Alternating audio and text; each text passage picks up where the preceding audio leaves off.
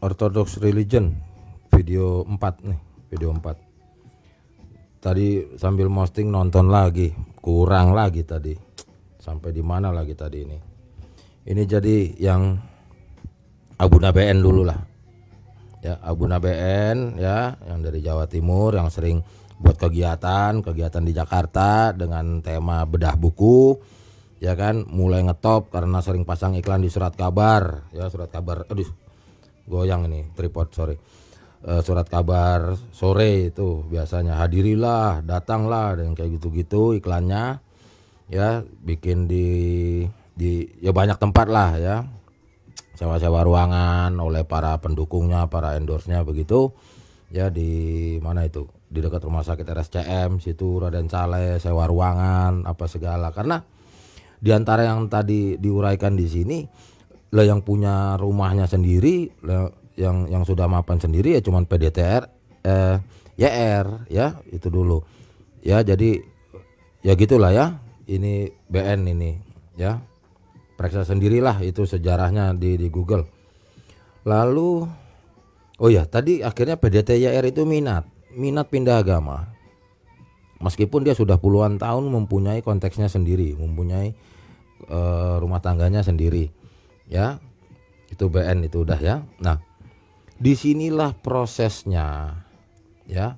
Akhirnya karena dia memang sudah mapan di dalam agamanya sendiri, ya. Lalu diliputlah oleh sebuah media, ya ingat belum ada ya apa itu sosmed belum ada, ya itu saya sebut aja namanya, itu majalah kalangan sendiri itu namanya Narwastu. Saya belum pernah Google ini, ada nggak?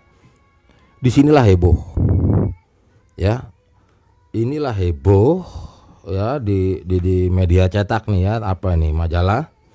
Inilah meliputlah beliau ini gitu karena dia juga pengikutnya sudah ribuan ya itu ya. Nanti kalau mau ngusut lagi backgroundnya sebetulnya cari di Google tahu itu nanti ada pecahan apa segala, nanti sampai anggotanya ada artis inilah, orang top inilah, terus dia juga ya sebenarnya dia pisah juga oleh rekannya itu, ada yang di hotel sana komunitasnya lah begitu ya kan ya. Itulah udah urusan itu aja lah gitu ya. Nah, pengikutnya di konteks agamanya yang lama ini pada proses ini ada yang ikut gitu loh, yang dimana kegiatannya itu salah satunya ya hasil dukungan daripada yang punya ruko itu, yang punya gedung itu ya, Bapak AL itu ya, pengisi apa itu bilangnya acara lah ya, acara itu lah ya itu tadi ya, antara keempat orang itu ya. Di sini dulu lah ya, PDTYR ini proses akhirnya dibawalah oleh Pater RD ya, RD yang tadi itu ya, karena ya beliau lah yang punya link gitu loh, beliau yang punya link ke ortodokan itu di dunia ini ya. Mulailah menerima sakramen itu ya, selalu sakramen yang 7 jenis sakramen ini harus saya narasikan di video ini supaya ngerti nanti ke depannya ya, jangan suka campur aduk agama orang, jangan suka campur aduk ke sini ya. Ini aja PDTYR aja lupakan agama lama masuk ke agama sini mesti melalui proses yang diantaranya salah satunya ada di pakem 7 sakramen itu. Masuklah sakramen baptis di sini di luar negeri. Oh ya, termasuk BN. Kalau nggak salah beda hari apa beda saat ya, termasuk Dabi Alfam itu. Ya nanti kalau nggak salah yang satu ada yang di Malaysia. Ya, ini kalau nggak salah yang di Korea. Ya di paroki sana lah ya. Ini kalau nggak salah yang di Malaysia ini nanti di Johor, di Johor Bahru itu nanti. Nah, setelah itu resmi lah baru sebagai members, sebagai layman. Oke. Disinilah prosesnya heboh itu sampai berkali-kali, itu majalah kan liputan kalau nggak salah 2 kali sebulan apa ya. Iya.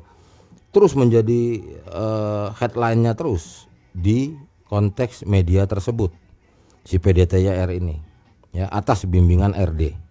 Ya, jelas dulu ini. Ya. Nah, tahu-tahu apa saya buka nggak ya, kenapa akhirnya jadi runyam ya? Oke lah, saya coba narasinya saya atur dulu. Setelah ini beliau ini tidak mengerti konteks pakem dunia ortodoks mempunyai syarat-syaratnya. Gitu loh. Oke. Beliau yang akhirnya jadi mantan PDT bisa diproses menjadi agamawannya lagi dalam konteks ortodoks bisa. Namun ada kepentingan pribadi, keinginan pribadi yang tentunya tidak diuraikan untuk publik. Tapi kan bagi orang yang ngerti, ya, ini kan ratusan juta manusia di bumi, jangan dikira orang nggak ngerti. Ya udah, nggak usah debat di YouTube ini, jangan sok teong deh lo. Ya, siapa itu youtuber sok tahu situ, sini masuk sini, jangan sok tahu lo.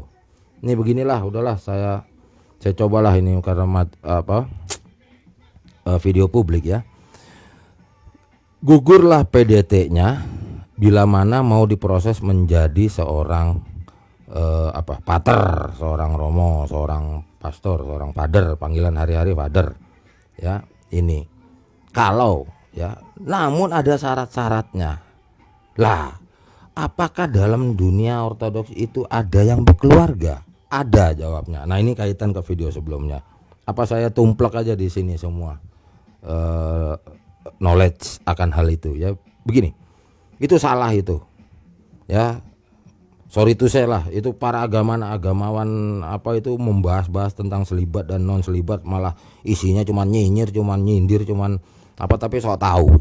Ya, ini youtuber juga itu agamawannya itu. Di dalam konteks ortodoks, memilih selibat atau tidak selibat sebelum tabisan imam. Memilih. Ya, kenapa memilih gitu loh. Jadi bukan diwajibkan selibat, memilih. Itu aja udah banyak yang salah itu menerangkan akan hal ini. Pada saat mau menerima tabisan imam itu, ya, itu tabisan imam itu salah satunya diantara yang tadi itu 7 sakramen. Google sendirilah, ya. Memilih sebelum, oke. Tahapannya itu sebetulnya ada tahapan tabisan yang paling awal itu adalah kalau bahasa di grup-grup frater, ya, memilih gitu.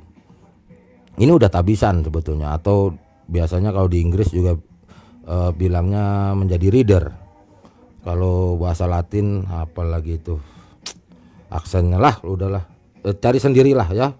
Frater gitu ya, atau reader ya gitu. Atau sebetulnya ya menjadi pembantu gitu loh, pembantu pater gitu.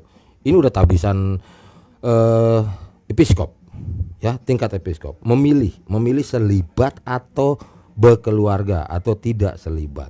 Nah, apa bedanya? Ya, bahwa kalau memilih menjadi agamawan, menjadi imam yang jalur selibat, maka peluang mendapatkan strata jabatan di dalam keimamannya bisa paling tinggi gitu. Dan banyak lagi konteks-konteks tertentu yang boleh diduduki oleh father selibat. Begitu cara neranginnya. Ini father bule yang diwawancara di YouTube juga ngawur, melintir kemana-mana. Dan juga awas, nggak usah lebay dah, nggak usah sok teong dah ya, saudara-saudara yang di naungan Katolik Roma gitu loh ya. Dulu juga Katolik Roma juga 1000 tahun yang lalu juga memilih gitu loh. Jangan sok teong ya, pakai kayak nyinyir kalau tidak selibat. Enggak, itu pilihan, baru aja berubah kok. Gimana sih, itu Konsili Vatikan kok yang merubah juga. Awalnya enggak begini. Nah, ini bisa sampai patriark. Patriark itu setara dengan paus ya. Patriark ya. Dan nanti hierarkisnya nanti ada yang namanya episkop, bahasa Yunaninya itu. Ya, nah ini satu-satunya calon episkop WNI, ini penting. Episkop itu susah saya terangin dalam singkat ya. Kepatriarkan itu membawa nama bangsanya. Tidak ada WNI yang menjadi patriark. Ya, nggak usah sok teong di sini ya. Katolik Roma yang udah ratusan tahun di Indonesia aja baru kemarin kan udah diterangin di video sebelumnya. Baru kemarin 1967 itu kalau nggak salah WNI yang menjadi baru setara di uskup lah begitu ya, atau bishop ya istilahnya apa ya, sama lah gitu, ntar cari sendiri. Nah, ini namanya strata jabatan gitu ya. Belum, saya belum ngomong kasta, lain lagi nanti itu. Pakai istilah kasta ada, tapi bukan di sini. Strata dulu. Ya. Maka bagi yang tidak selibat, paling tinggi adalah di presbiter. Ya, apakah para biarawan boleh yang nikah? Boleh saja, apalagi yang namanya sudah single ya, sudah ya ditinggal mati ya oleh pasangannya dan lain sebagainya, termasuk biarawatinya ya, sama itu ya, boleh semuanya gitu. Jadi kalau ada yang di pihak lain yang sok teong nonton dulu sini, nggak usah lebay lo, sekarang zaman Google ya, nggak usah skip knowledge, nggak usah apa gitu loh ya, termalu sendiri di ujungnya kalau para komunitasnya malah belajar sendiri, nanti jadi malu sendiri lo ya. Udah begitu aja pokoknya. Jadi RD ini posisinya berpeluang besar. Dan nanti lagi nggak usah bahas kanonik non kanonik, jangan sok tahu loh ya, ntar saya terangin itu apa itu semua, alur besar kecil, sok non kanonikal apa, lo sok teong, nggak bisa bedain mana teologi mana administrasi keorganisasian. Ini para YouTuber, netizen dan apa Facebooker sampai di mana ini tadi ya. Udah pokoknya itu aja dulu. Ini udah nggak ada lagi orang, satu-satunya WNI. Udah gitu aja ya. Tapi yang selibat ada juga, yang lain WNI ada, tapi masih di strata presbiter ya. Tingkat keimamannya masih di presbiter begitu ya. Kalau nggak salah diakon ada juga itu ya, itu kan diakon biasanya mau proses. Dan juga jangan lupa kalau di ortodok itu meskipun dia ada satu hierarkis yang pakai istilah proto juga ada, itu berarti kan sebelum diakon gitu. Proto diakon apa, dia juga boleh memilih bahwa mau sampai tua pun ya udah saya di diakon aja nggak apa-apa juga gitu. Beda sama nanti ada hierarkis yang ya harus tahapannya gitu sampai presbiter gitu ya. Oh ya, nanti ada selipan juga itu di antara arkimandrit, nanti ada vikaris, itu wali aja, wali di sebuah wilayah, vikaris namanya, vikaris arkimandrit apa begitu ya. Sampai di mana ini? Nah, YR dulu aja. YR mau diproses ya, menerima tahbisan keimaman itu. Namun udah nggak usah sok tahu ya ini. Namun kenapa saya harus ngomong sok tahu? Karena nanti ada yang ngebantah ini ya. Ada misi pribadi, misi aja bilangnya ya. Istrinya disuruh tetap di agamanya yang lama itu, pimpinannya ini. PDT YR kan mimpin agama ini toh. Istrinya disuruh menjadi gembala di sini, dia sebagai suami di rumah tangga ini. Jadi dua rumah tangga, suami istri, nggak bisa. Apa sih ini? Mau bikin jadi beliau sudah mau masuk di sini ya. Nih PDT nih, mantan lah, ex PDT, udah pindah agamanya nih ya, mau diproses ya kan. PDT gugur, kagak dianggap gini-ginian nih. PDT-PDT kagak dianggap ini di dalam dunia ortodok, apapun lu mau sebutin ya, mau baptisan lu kayak apa, kayak kagak dianggap itu apaan, itu nggak ngerti gitu-gituan.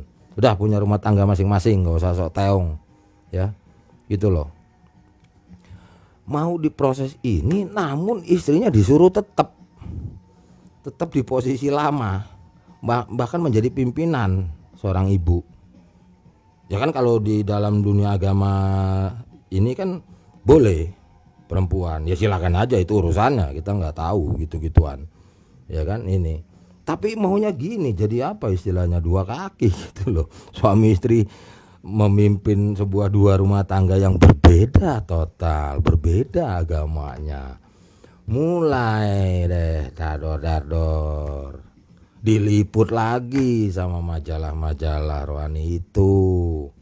Tapi ya nggak gitu dong caranya. Ini peristiwa puluhan tahun lalu, ya sekitar pertengahan 90-an. Ya tapi please dong, cara narasinya jangan gitu. Ya kan udah jujur aja begini. Ini nggak ada yang ngomongin nih. Harusnya begini ngomonginnya. Sama nanti BN juga ada lagi ceritanya. Udahlah gitu aja. Ya. Jadi jangan suka nyampur-nyampur, akhirnya nuding-nuding orang yang nggak salah jadi salah, ya. Bahkan termasuk pandangan teologi ini yang tadi nggak salah jadi nyala-nyalain untuk benerin langkah-langkah seseorang, jangan gitu, ya. Saya cut dulu di video Orthodox Religion 4.